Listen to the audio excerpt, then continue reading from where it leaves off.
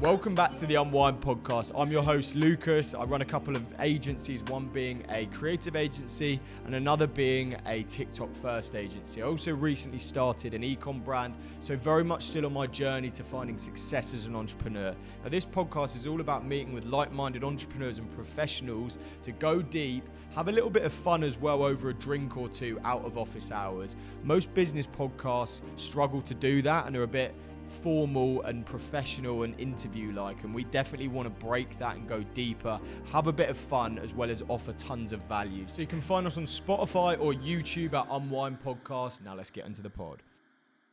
Welcome back to another episode of Unwind. Today I'm joined by none other than Adam Power, a good friend of mine, agency owner, multi-e-commerce business owner. Buzzing to have him here. We've actually 3 Irish guests in a row, which is pretty fucking yeah, exactly. And this is also like middle of the week, midday episode. So unlike the last one with Connor, we definitely won't be smashing the bottles of red.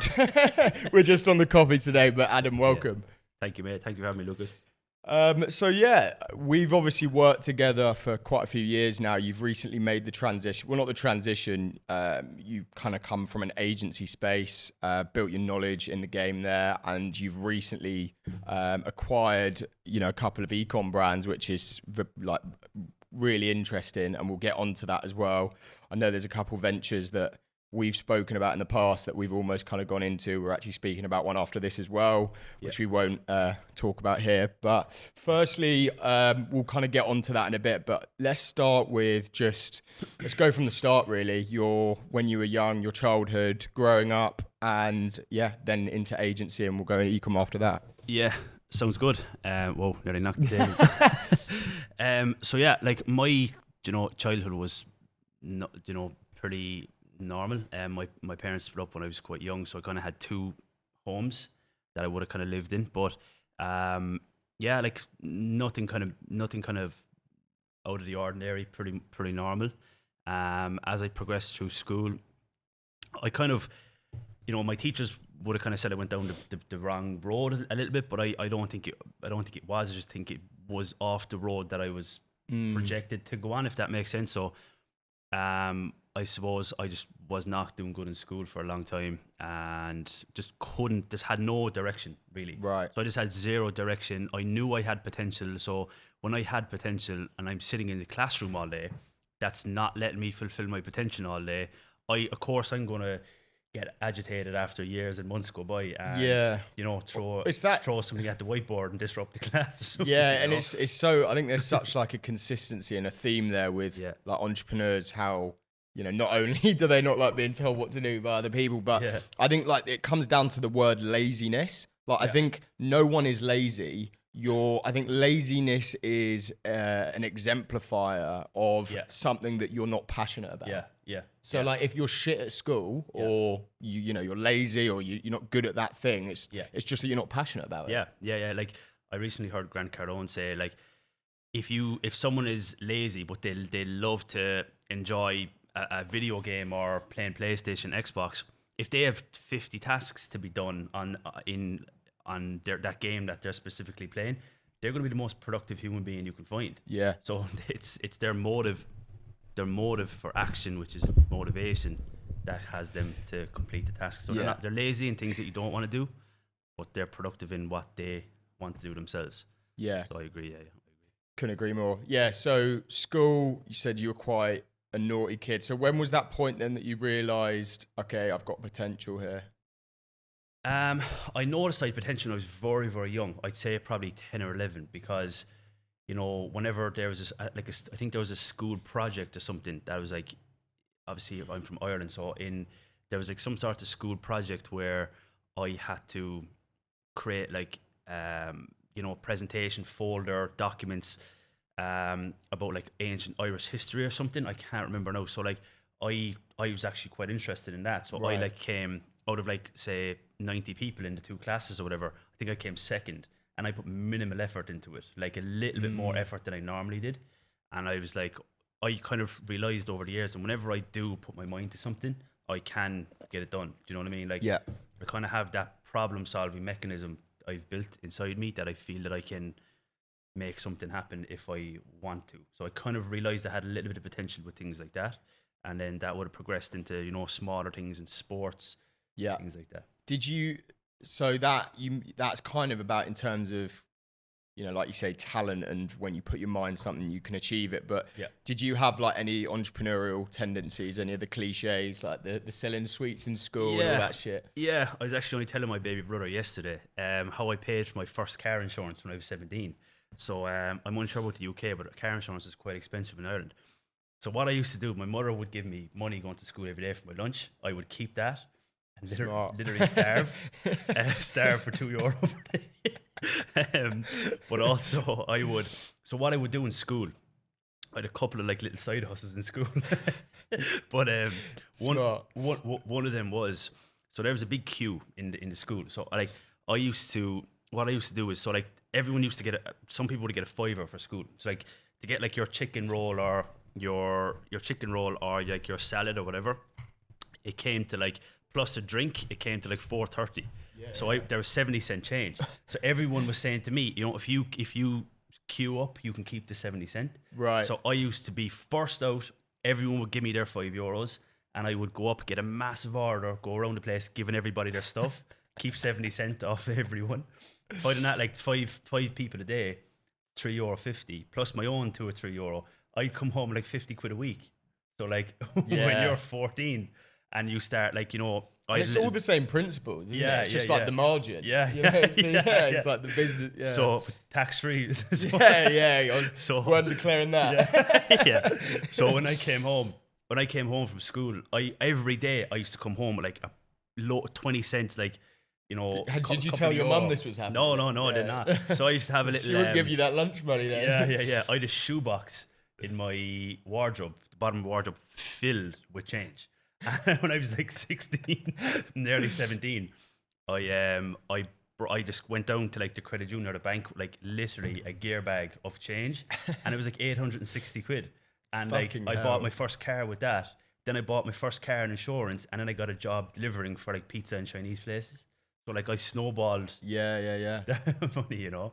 But like I have loads. I cut grass and everything. Like my mother would say, or my father would say, or any of my family would say, you'd give Adam a tenner for going out to get lunch. He'd get his lunch and come home with 40 quid. You know what I mean? That's so funny. So I'd always be kind of, I'm not afraid of work, like, you know. So do you think just on that topic, it's like an interesting debate? You know, obviously everyone that's been on this podcast so far have had those tendencies and like similar stories when they were younger. Yeah. What do you say to those people that like that are listening and watching this that can't relate necessarily to that? Is, you know, it's that whole debate of, is entrepreneurship, you know, you born with it or can it be made? Yeah. What are your thoughts there? I think that's a good question, bro. I think so. A couple of things. Number one, I think it's not made. It might be created. So like what can happen then is like you can have a series of negative events in your life that can cause an emotional impact, which is a paradigm shift for you to just become a different person. That person wants more, works harder, has a bigger vision. That's one thing. So I think it can be created. I also think that, you know, obviously it's something like that, but the tendencies that are there lead into people who usually go down that route in life. But also I think that there's so many different examples, it's hard to say. Like I don't know if Mark Zuckerberg or any people was, you know, queuing up for lunches to help people save 30 cents, you know. Yeah, you're right. So I don't know, it's kind of like such a different I think world. It's one of those things, like you can't let that debate, even if you haven't had those situations happen, you can't like let that stop you from actually fucking doing it. I think you just have to get in the deep end. You have to try. Yeah. And that's how you'll really find out whether it's made for you or not. Yeah. Because we're living in a society now where it's very easy to brand yourself as an entrepreneur. Yeah. Where, you know, you just fucking put it in your bio. It's not like a professional footballer. Like you can't just put professional footballer in your bio when you play football in the park. But like you like start a business, costs you £12 an HMRC, and you can just put entrepreneur in your bio. I think on that note, like, you know, it's you've got to just try it. Because I think realistically, it's what some things maybe people have, like some people have, some people don't, are those, it's like being able to handle the pressure of when, you know, we've both gone through the same thing, when you've built all the fucking team. Every new employee, you're like, that's fucking food I'm putting on the table there. And like, it's, you know, it's making payroll and all that kind of stuff. So it's an interesting debate, but it shouldn't stop you from jumping in. Yeah. I think another side of it is, so obviously a lot of people go through hardships to get there, but a lot of people can just be born with like a talent that they just express, and then that grows into something. They're just expressing a talent, whether it's music, you know, creative design, art, some sort of coding, web development, design, it can just morph in, and then they can just be like, you know what, I need an assistant, you know what, I need a person here, and in 5-10 years time they have a massive company.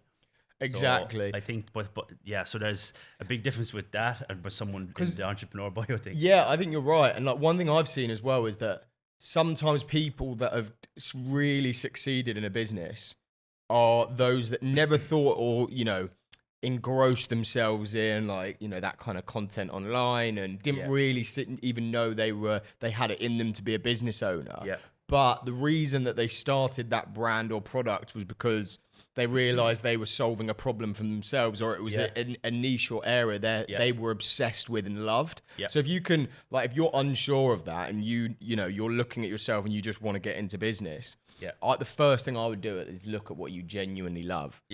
Don't follow the money, because if you do something you love, then it's more likely that the money will follow later, because you're going to outperform someone who's doing the same thing that doesn't love it as much as you. I completely agree.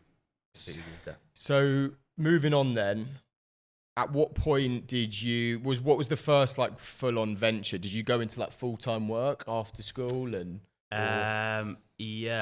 when I finished school, so like there was like 187 people or 85 people in my like year. We call it leaving cert, he call it GCSEs. Yeah, so we call it leaving cert. So my results, we're graded on like points.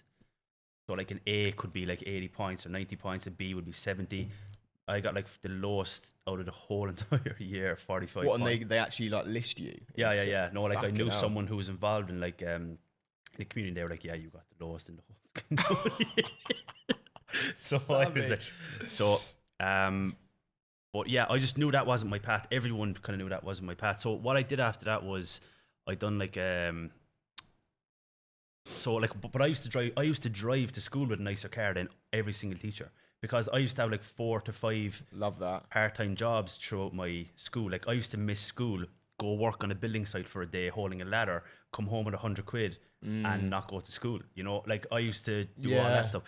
So I was doing well as in building a work ethic, but I was like delivering pizzas for like Apache Pizza in Ireland at night time, and I was working at building sites, working for a gardener, painting, things like that throughout the day. So it's like that fucking real passion to just hustle and work hard.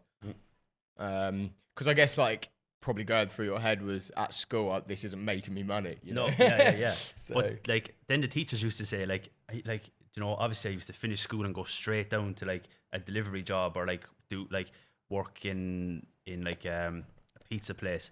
But I was 16, 17, like I'm trying to make like 70 quid after school is a lot of money. So the teachers used to be like, you know, do you want to do that forever?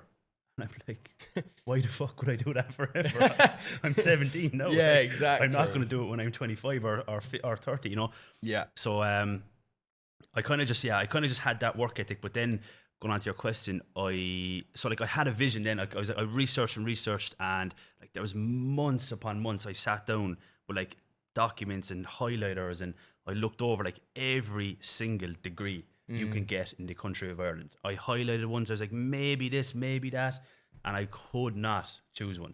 I just could not put my mind. Oh, so not even like ideas of starting a business. It was like just career options. I had no idea you can call up like HMRC. We've this CRO in Ireland, Company Registration Office. I had no idea you can call up one of them and register a business.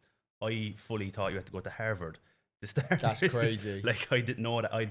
We're not educated in that. So I tried college for a long time, and what happened was that did not go the right way. So I ended up doing like a construction course, And then the construction course led into like an apprenticeship, whether it's electrician, plumber, carpenter, things like that. But electrician was the highest paying. So I was like, okay, let's go for this. And I was in there for 8 months. And then one day I was getting €6 an hour, which is like £5. And I was working crazy hours. And then one time they came in, he was like, yeah, everyone's moving to Dublin. Like, Dublin's like a 3-hour drive from where I'm from back home. And I was like, that's like hell on earth for me, working on a building site, staying in a hotel room, building site, hotel. Yeah. It was horrible. So that was not going any right direction at all. Then my first kind of entrepreneur thing was Ty Lopez then. So like I left that then. Classic. Yeah, everyone else. So I left that electrician job, got a job in a factory, and I was like, okay, this could be it. This is not, I didn't hate my life some mornings. I was like, this could be it. And then I got fired 2 days. The week before Christmas, I got fired. And then when I got fired, I got left with my last paycheck, which was like €2,200, which is like, £1,800, £1,900. Yeah. And that, like a couple of weeks later, then I saw Ty Lopez's webinar where he's like, you can work on your laptop. Was it the original one? Here in my cars? garage. Yeah. The meme that it's become. Yeah.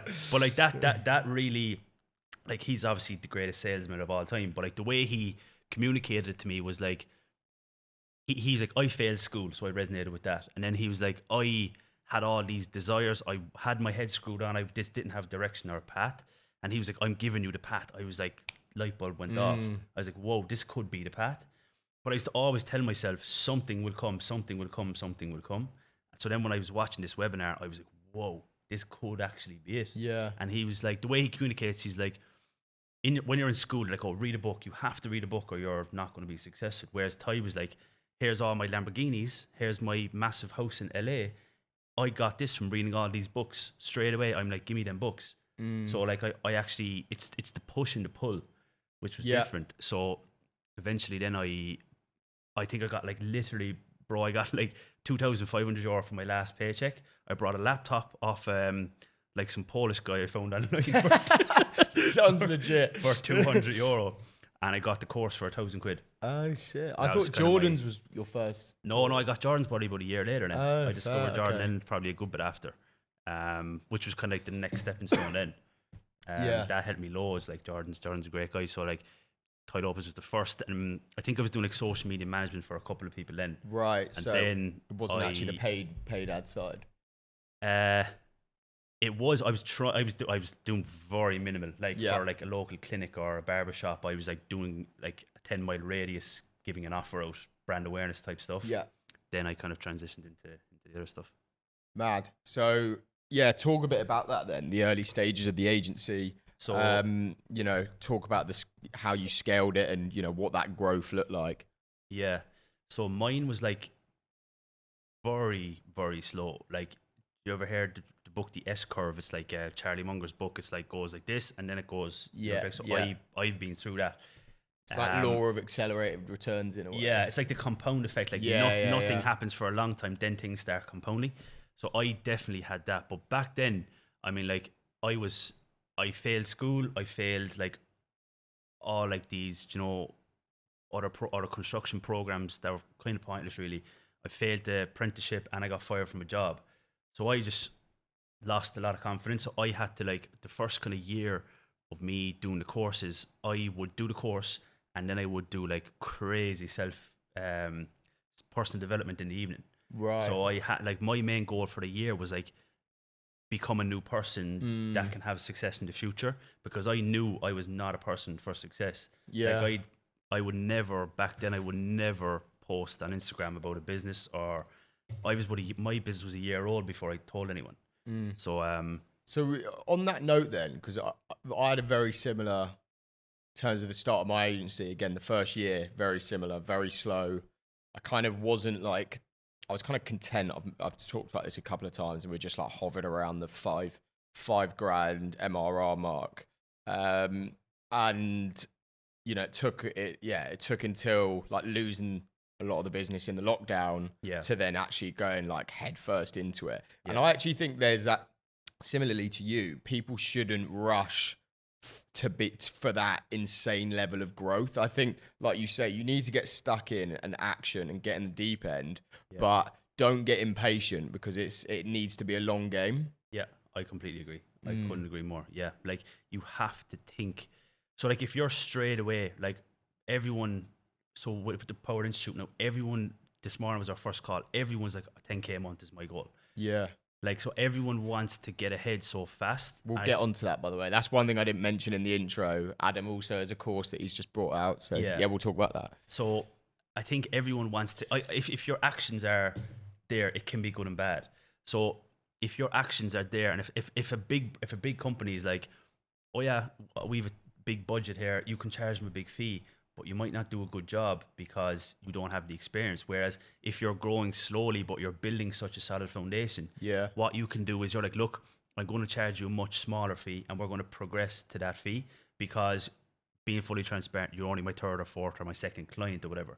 So you have to be honest with people, like, and build your reputation. Like, yeah, I completely agree, and because that's the problem with scaling. Like, I had a consultant fairly recently, and we're looking at, like, we're at a point now, we've got the team there and, the knowledge of the game to scale. We want to rapidly scale over the next few months now that we've got like a deep foundation. And he said, like, when he built his agency that was doing like 4 or 5 mil a year, when you are in those growth phases of rapidly scaling, the quality of your work is actually going to dip, like, naturally, because you're going to have a higher burn rate of clients, because when you're working at that level, it's going to happen, which is why it's so important at the start you don't grow too quickly. Yeah, I agree. Because once you've got the foundation of your business, and you've got you've got the credibility, then it's slightly a different story. But when you're at the start, you really need to be learning and growing, at a rate that you can handle as well, because you don't know how to handle the pressure at that stage of a business. You don't know how to all these small elements. So if you're growing too quickly, it's like a ticking time bomb, and it could just explode. And your ego's through the roof. Yeah, exactly. Yeah. Which is interesting. Cool. So that first year, then, you said, you're trying to rewire yourself, growing fairly slowly.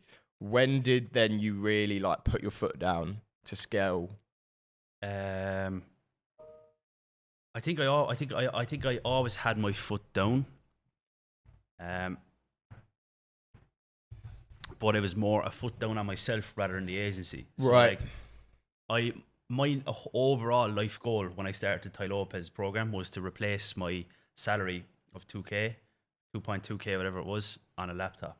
Like, that was my wildest dream at the time.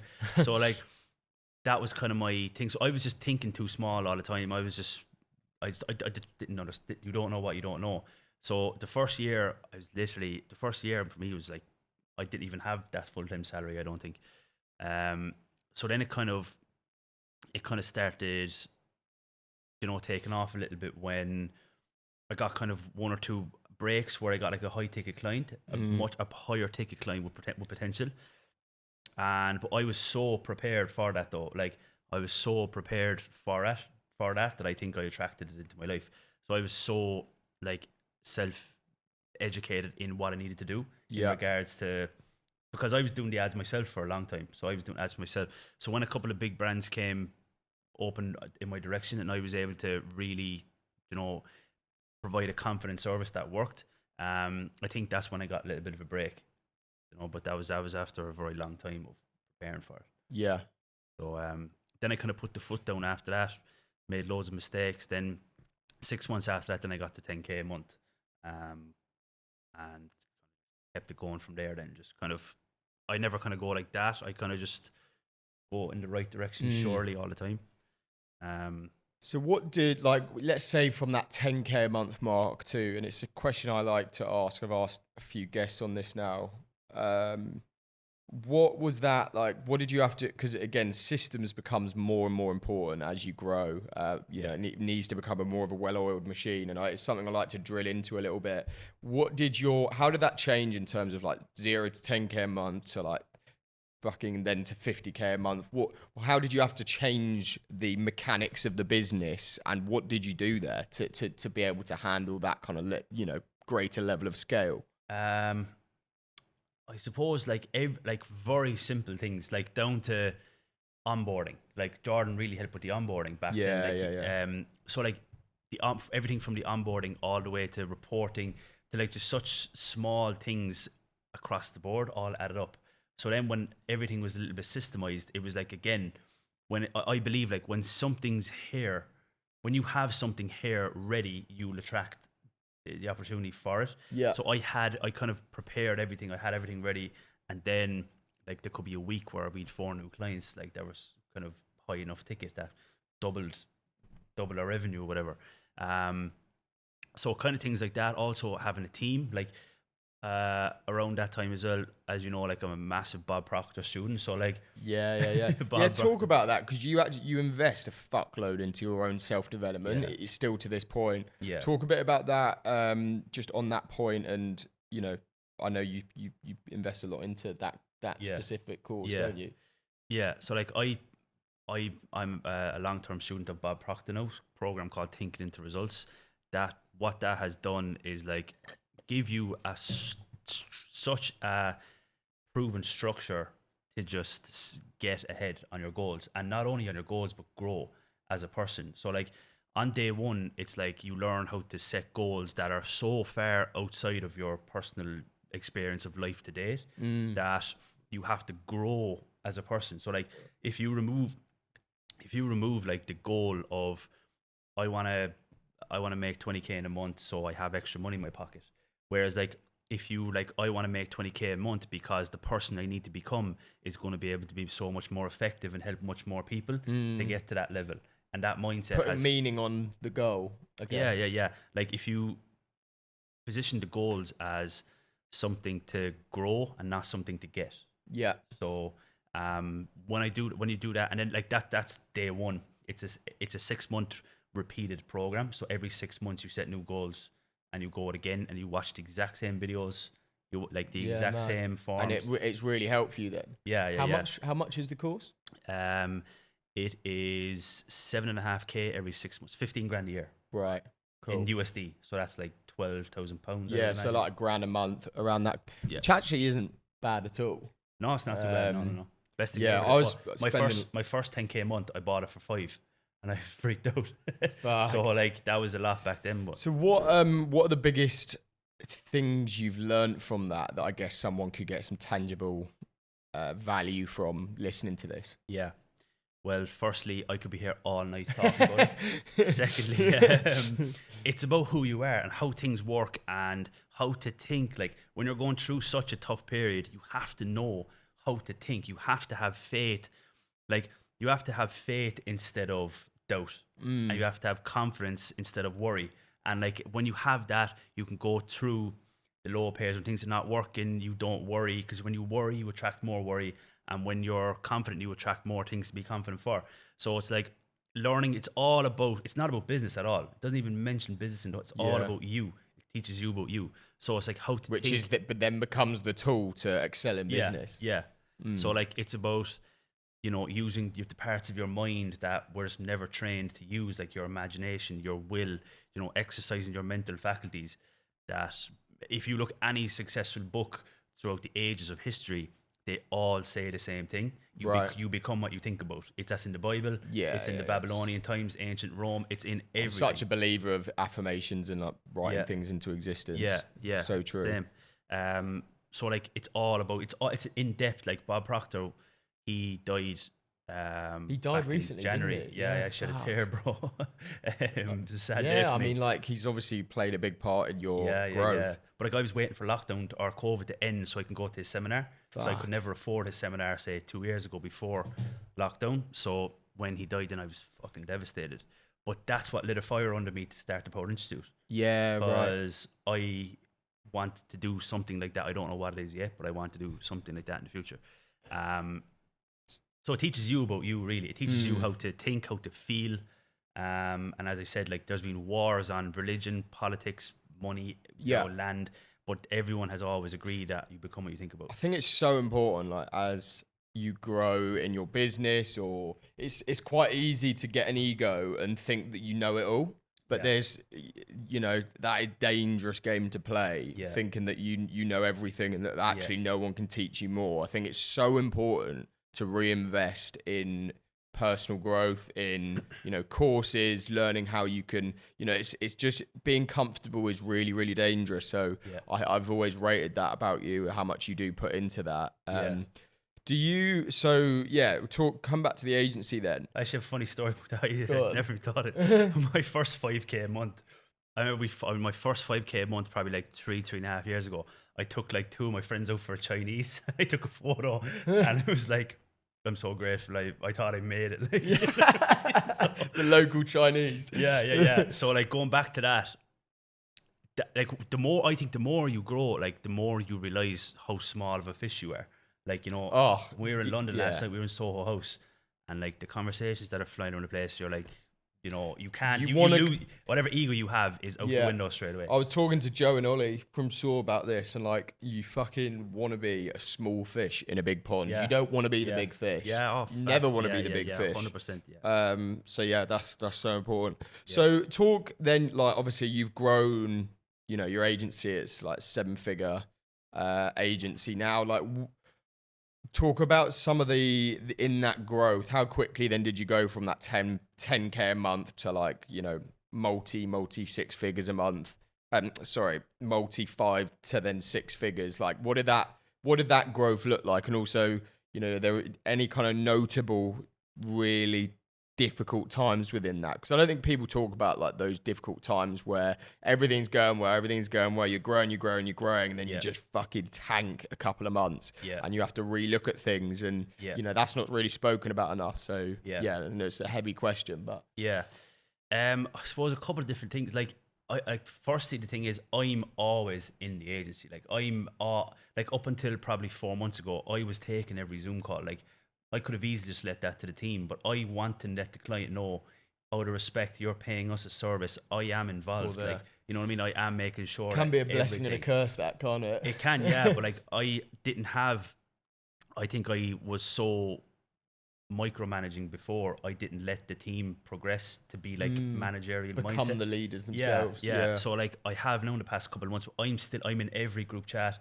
Like, my first couple of hours, and a lot of people say it's the wrong thing to do when you're scaling, to like, don't be involved in that. But like, it's how I do, it's how I manage it. You know what I mean? So, and then another thing for me is like, when I'm always working on my mindset, I bring that to the clients. I bring that to the clients. I'm like, and I think they really respect that then as well. So it's like, when I'm talking there, but get a goal. Your goal should not be financial. It should be to go to grow. Grow your brand. I explain that to the clients, their brand. I'm like, you shouldn't be aiming for 200K a month in sales or 500,000 sales for a financial goal. You should be, growing that to grow your brand and a legacy for your brand. It's interesting. That's an interesting point, actually, because that's like the positioning that we would have as a top of funnel brand based creative agency. But that's interesting coming from like a performance based agency, which is more predicated on like bottom of the funnel, black and white figures. So it's refreshing actually to see that you're looking at it from a greater brand perspective. And that's it. Like our clients can reach out to us for anything. Like, some of our clients will just ring us and say, fuck, I'm having a terrible day today. Like, how was your weekend? And it's just 20-minute chat, and just kind of give them a little bit of a spark. One of Bob Proctor's lessons is like, leave everybody with an impression of increase. So if you leave everybody with the impression of increase, to say, let them have a better day after them corresponding with you throughout the day, karma will always look after you. Like, energies in motion will always come back, and that will just feed into your own life. Yeah, so 100%. Things like that, man. So like, just trying to give an extra hand really is something that I feel has really helped us. How are you gonna? And that up to this point, that's manageable. But you touched on a point there, which I've been told to separate myself completely from delivery, which obviously I am now completely separated from that. But I agree, there's still a level of, and I'm still in the trenches a lot with like, just being there as a relationship for the clients. But how are you going to deal with that approach and that model when you are, you continue to scale up to like a 7-figure a month agency? Like it's because like no matter how much you want to, there's no way at that scale that you're going to be able to have a foot in every client. 100%. So like I've already over the past like 90 days, maybe 90 days started to build, because we went from 1 to 6 companies in 100 days. So like that's crazy. So like where I have now to build out a managerial team, like I have to have people managing things in different areas. So it's very difficult for me to obviously manage. It's impossible for me to manage everything. Do you know what I mean? But once I have the team there, which I do right now in the agency, to just everyone's fulfilling their role. Everyone has the same level of passion. Everyone will work till 8 in the evening if they have to, or everyone will correspond with a client to just have a regular conversation. So once I have that team there, and I'm always checking in, but my next goal now is to hire like a general manager or like a CMO. Is that just in the agency, or is that across the group? No, that's just the agency. Yeah. Right. So now I have a CBO in the brands, Amanda. So Amanda's our chief brand officer. Interesting. She manages all the brands we've invested in or acquired, and so she's the manager of that. So nice. Me and her, and then we've an assistant there as well. So I'm just building that out. Yeah. So that's interesting then. So obviously that segues us nicely onto, you started acquiring brands, which is obviously fucking exciting. I want to hear about how that's all going. But firstly, let's talk about that, like that move. Because I think there's a lot of value in that, talking about that transition going from like a B2B agency owner to like a B2C brand owner. How are you structuring the Powered Group, which is Adam's group? How are you structuring that business? And currently you said you've got a CBO. How else are you kind of planning to build that out as a team? Yeah. So like, it's kind of, again, I read Rich Dad Poor Dad for Chris. I read it in 2018, but I read it again in like just around Q4 time last year. And I was like, fuck, it just made 10 times more sense. So it was like, do you know what I mean? Like I would, just like I said there back in school days, saving my 70 cents per day. Like I would always be financially educated. I'm not educated, but I understand. I would never waste money. I'd never buy something I can't afford or anything. So like, I think I always kind of I'd be good at maybe not saving, but just not spending where I don't need to. So I kind of, and just like I said, when I had the systems, I attracted the clients. When I had the financial position, when I was in the financial position to invest and I was looking for investments, then I got flooded with opportunities then. So that kind of transitioned into owning that, and then this opened up for our CBO to be hired. Now we're all managing that. So how the brands like manage now then? I'm guessing it's the model is you've got the agency and then the brands like put through the agency funnel. So your team, I'm guessing like you're not charging, you charging the brands retainer fees for Powered, or is that just done for free through Powered Media? So I'm actually in the middle of figuring that out. I think what I'm going to do is set a certain milestone. Cost. You could do it at cost. That's what we've done with our Ecom brand. Yeah. So right now I'm not charging, but my goal is to get the brands all to are at a good level, but get them all to a certain level that they can afford agency fees to be spent over. But now the brands and here's another thing, I massively underestimated the brand. And now I can help clients so much because I understand ordering stock. I understand how customer service. I understand returns. I understand fulfillment and all these other small fees that pop up, which is great. It really has helped me. So it's like the brands company is now a sister company of the agency, so that's paying retainers will be paying retainers once they're up and to a good point. Nice. Right now they say one is up to a good point, but I'm just letting that build up. You know what I mean? So. An advice for people either looking to get into ecom as a brand owner or going, pivoting from agency to ecom. What are some of the biggest learnings there and advice you have for them? Learnings would be because you mentioned about like fulfillment, all these elements as a B2B business owner, like stock, you don't need to worry about that shit. Or know really about it. So. Yeah. So I wouldn't acquire a brand until I had like a managerial position ready that knows the market. So if you're not developing products, if you're not, working with the correct influencers, if you're not doing the correct content, then the brand's going to lose momentum. So that's happened with one of the brands, but it's back up now. We're getting it back up. But I got mastered. I was like, when I looked in the folder, I was like, oh yeah, there's loads of content. But I was like, we don't need content for another month. But then that content was gone. That's the one thing. Like, obviously, on my other agency for you advertising, like the biggest bottleneck we see in brands is like content fatigue. They need content at scale. Yeah. So like, you just need that and the organic side. So a couple of things like that. I suppose I would really look at all areas, from stock to fulfillment to customer service to returns to making sure you can handle the website and look after that. Like, just there's a lot of, I wouldn't dive into it. That is what I'd say. I definitely hold back on it. Yeah, right. Yeah, interesting. And like, what have been like from that first brand? Can you name the brand? Are you happy to? I can name two. Yeah, so like, what in terms of those two then? How's that gone? So far. Obviously, there's still fairly early days in the process, but like, what struggles have you had there? And how's that going to this point? Whoa. Struggles would be new product development, and content. So I just underestimated that. I think I underestimated having, and then like when you don't get the content ready, you lose a lot of momentum. Yeah. So definitely the content, and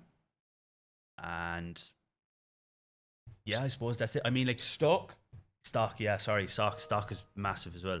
You need to have stock, and like, it's hard. So you can look at the website and be like, oh, we've 120k worth of stock, but like 60 to 70% of that stock is stuff that hasn't been selling the past 3 months. Yeah. So you need to be, having a strategy to, sell that stock. And you have to. Yeah, sorry to interrupt, because you have to know your stock and have a strategy there. But also, if you find winning ads that you want to scale the fuck out of, you can run out of stock in 2 days. You can't scale at the rate that you probably could if it was a client account, because you're going to run out of stock, and there's got to be a crossover of when you put that stock order in, you bring stock in. So it must be frustrating coming from a position as a ecom media buyer and agency owner. Where you don't have to worry about that shit. You just need to scale those ads to the moon for clients. You actually have to worry about okay, I can't scale this because I have to stop. Yeah, but that's why we can consult at such a deeper level now with the brands we work with in the agency, because we understand that right now. Like all the brands we have. Well, we have 3 brands right now. Probably 5 another 2 in the next 60 days. So like, everyone in the agency is involved in the brands. Like, it's a team effort. You know what I mean? So we know now, because of the brands, how the right questions to ask the clients. Yeah, we're like, okay, we're looking to scale here in the next 2 weeks. What's your stock levels? Nice. And they're like, okay, geez, actually, you know what? This is selling, and we're nearly going to run out of this item, so we're going to put an order in straight away. So like, we can plan at a much more in-depth level for client stock and things like that. Yeah, it's so important actually, because like, it's that extra level of support that you're now there. I think that it's becoming more and more of a trend now that agencies need to be more than just offering one service. It's almost the really successful agencies are becoming like fractional CMOs for brands. Yeah, I agree. I actually never thought of it like that. Yeah. That's very true, yeah. And it's a way you can position the service probably eventually. Like, we are a fractional CMO to your brand. Yeah. I've been working with a fractional COO who's we've been paying a retainer almost like a consultant, but he positions it as a fractional operating officer. We have a part-time CFO who manages all of our finances, and like, he will consult for the brands. So we're when the brands send us their targets and projections, we look at that in depth. And then we're like, this is wrong here, or you're no profit margins in October here. if we invest the previous month. So like we go very much in depth on that, and that's something I never thought about before. Yeah. 12 months ago, before we had the brands and stuff. You know what I mean? So it's it's good to look at things from an overview perspective, you know. And what I've noticed is that everything online is momentum. Like I always, So true. I noticed that at a much more in-depth level. And just like I said, running out of content for not only for ads but for organic, like you can just lose a lot of momentum, and then it takes time to get momentum back up again. It's like you get to here, and then your momentum drops. Your here now you have to go back up here.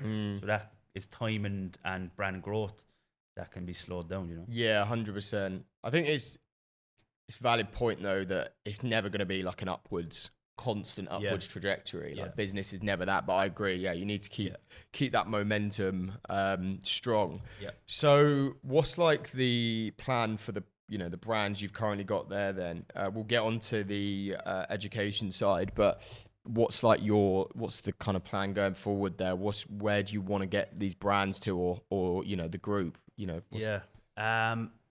don't know, bro. Like I have obviously visions and goals, but like I don't have any specific like thing that I want to achieve. I'm just like, do you know that where that final position, not for necessarily in the micro with the brands, but in macro, Adam Power, 20 years time, like where do you see the group and yourself? Well, I can see it definitely at like an amazing level, and like that's perspective that I had. Like I recently saw that Gary Vee started his agency when he was 34.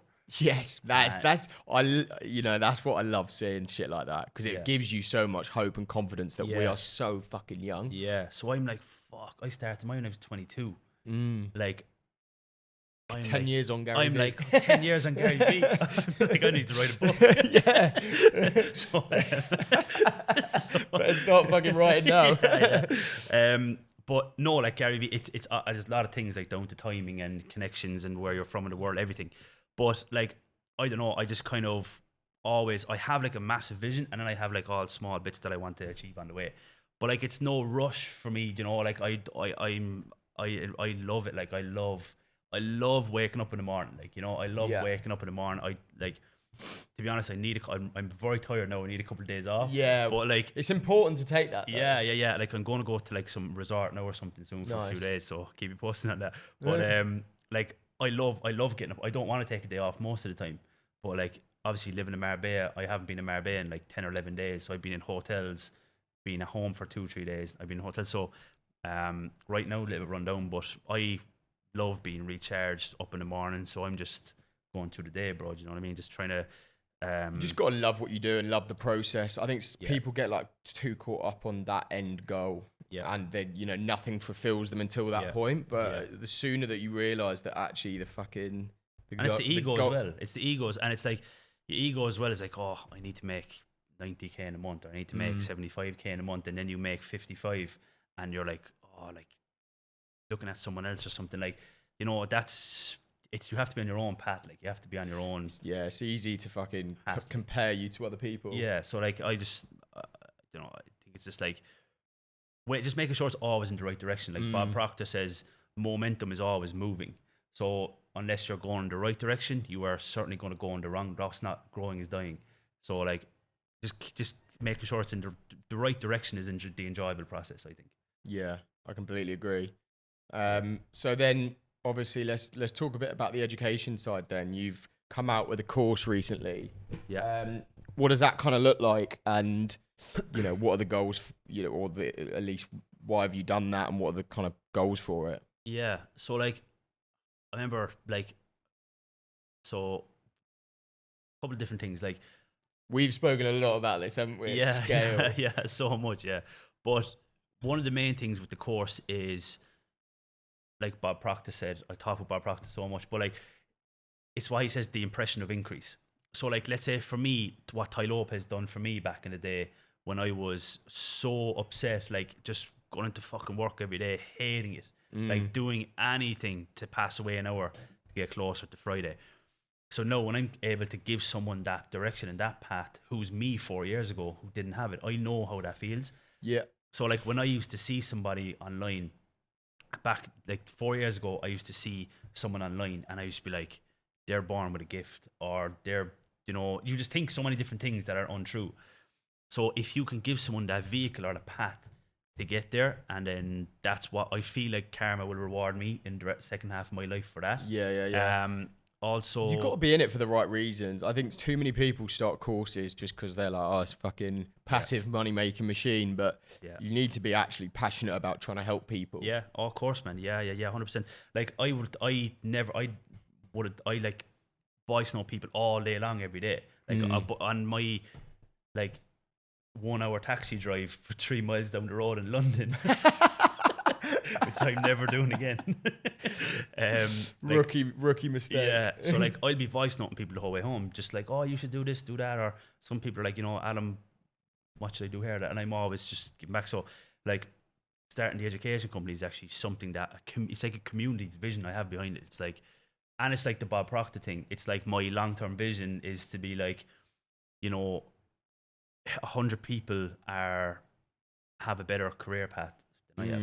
So like going back to me, like when I was down and out 4 years ago, that momentum in the right or wrong direction. When you're down and out, your momentum is going the wrong way. So you're starting to drink on the weekends. You're starting to like, just escape reality for the weekend. I used to do that. So now you're picking up the speed in the wrong direction. Whereas I want to help people start coming back and pick up speed in the right direction. Yeah. Which is like when your alarm goes off in the morning and you're going to some job you absolutely hate and you're dreading it all day waiting for Friday, or when your alarm goes off and you can do whatever the hell you want once you work on your laptop for a couple of days. You can go wherever you want. You don't have to go in and deal with bullshit all day. That's like two different. It's like being reborn or something. Yeah, no, it's so easy to get caught in that rat race where, like you say, if you're just fucking looking forward to 2 days of the week, if you hate it's that whole like cliche, if you hate Mondays, then you're doing something wrong. Yeah, Warren Buffett says if you have to take a holiday from your work, you should never go back to it. So like your work is 60-70% of your life. 100%. So like that's kind of the vision behind that anyway, bro. It's like just helping people there. Like if I have a community with 100 people, 1,000 people, 300 people in 5, 10, 12 years time, and they're like, my life, Adam, thank you so much. I'm like, that's not financial gain. That's I done something good gain. And with that, then obviously, I'm guessing a lot of the members, because obviously you only launched like a week ago, but all the members probably more so come organically through, your personal brand. Yeah. You got a plan there for running ads on the course, or is it all going to be organic? No, bro. I don't know. Again, that's something that I haven't really thought about. I mean, like if I have to do ads, maybe I do. Maybe I have to do, I'd love to do like a seminar like Bob Proctor does someday. Like that would be my vision for long term, is to do some sort of seminar like that. But yeah, I mean, like, I wanted to do the talking for itself. Yeah. Like I want people to be like, this was great for me. I learned mindset or whatever, and sells itself. Yeah. But I obviously will be running ads. The Power Media staff will do ads for them when eventually we want it. Yeah, nice. And I guess last thing just to talk about, and then we'll wrap up. You're obviously living in Marbella now, which is pretty nuts, living the dream of many. I'm here in fucking rainy London. To be fair, it's quite nice today, but it's nice. when we're paying the kind of the prices of paying in living in a city like London and business rates, etc. But talk a bit about that then. Like, what's that like? People that are on the edge of, entrepreneurs that are in England that want to try getting away and traveling and working remotely. Like, talk about that journey of now living in Marbella. Yeah. So I never planned to move abroad. It was like when the first lockdown ended and like I could kind of tell there was definitely another one coming. I was like, I'm going to somewhere I can just go for a walk and I can work. So a couple of friends, Jay was actually one of them. Is he in Bali still? He came back for a bit. He's in Turkey right now. Okay. He's in Turkey right now. But another hair transplant. So like Jay is someone who I went there with, and we went to Madrid for a couple of days. It was great, good change of scenery. Then we went to Valencia for a couple of days, and then one of my friends texted me like, "You're flying around Spain the past few weeks. Why don't you come to Marbella?" And I was like, "Oh yeah, Marbella looks really cool." And I just jumped. We rented a car, drove down, and the second I drove into like the Portimao area, I swear to God, I got that home feeling. Nice. So like went to our Airbnb. Then the next morning I woke up and I went to the gym, and some old man in the gym was like, "Are you an Irish man?" Because he heard me voice noting or whatever. And I said, "Yeah." And he said, "What are you doing here?" So I told him. He then said, was he Irish as well? Yeah. He then said, 37 years ago, he came here doing the exact same thing. And he was like, "All your problems are halved in the sun." So true. So I was like, I'm so much happier when it's a nice day. Yeah. So he's like, you've any problem in life, it's just directly in half when the sun is out. So I was like, fuck, that's so true. So eventually I was just like, this is home. Like I was living with Jay and another guy, and then I got my own place, and then I just got my own place, and I got a nicer place. Now I've my own house there.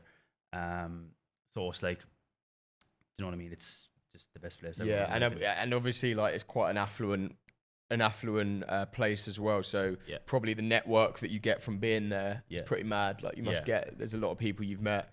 I know you obviously you work with Rob Lipsett now as well, don't you? Yeah. So Rob's girlfriend Linda is my partner in one of the brands that we own. A Girl to Die For, the clothing brand, so female fashion brand. We've a big vision for that. That's one of the brands now that Power Brands owns alongside Linda. So that opportunity opened up. Loads of opportunities opened up. Like I think of a couple more clients that are definitely in Marbella. I've two or three more. We've 2 or 3 more clients that we are with a year and a half now. What's your just last question then on that? Because you've got a sick network of other successful people. You're around big fish, etc. What's your advice for anyone who struggling to build that network? Being the product to your 5 closest people to you, that's struggling to find those people. Yeah. What advice do you have for improving your network? Your mindset has to be so good. So when you're speaking to someone, your mindset has to be on their level. Like your mindset has to be so good, and then they'll be like, that guy understands what I mean, or like he could help with this plan I have or this vision I have, and it opens up an opportunity for you both to grow. Like someone, I can't remember who had said, it could have been Jordan on this podcast actually. He said like going for coffee with people who they're going to get all the benefit of is not really beneficial to you. Now I still do because I just enjoy that, but like a lot of people would, if you're going for coffee, make sure that your mindset and your vision and your work is mutually beneficial. Yeah. And then that will open up networks for people. Do you know what I mean? Because if I meet with someone and, I show them that I kind of have an idea of what I'm talking about, 4 weeks later, they're in another place and someone says, "I'm looking for someone to do this." And he's like, "Oh, I know a guy in Marbella.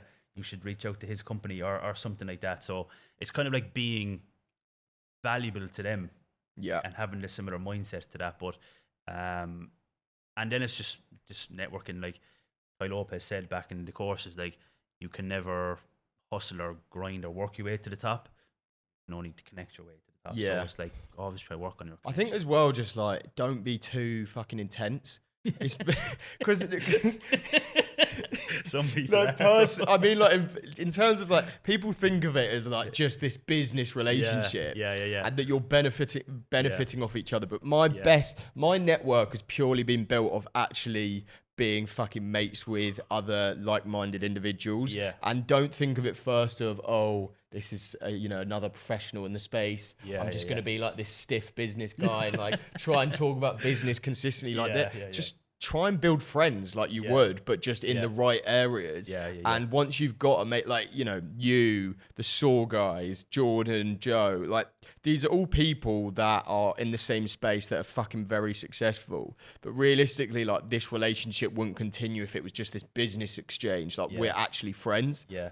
That's what I learned when I went to Marbella. Like I used to think that like anyone who was like successful or whatever, they wake up like Pilates and meditation at 3 a.m.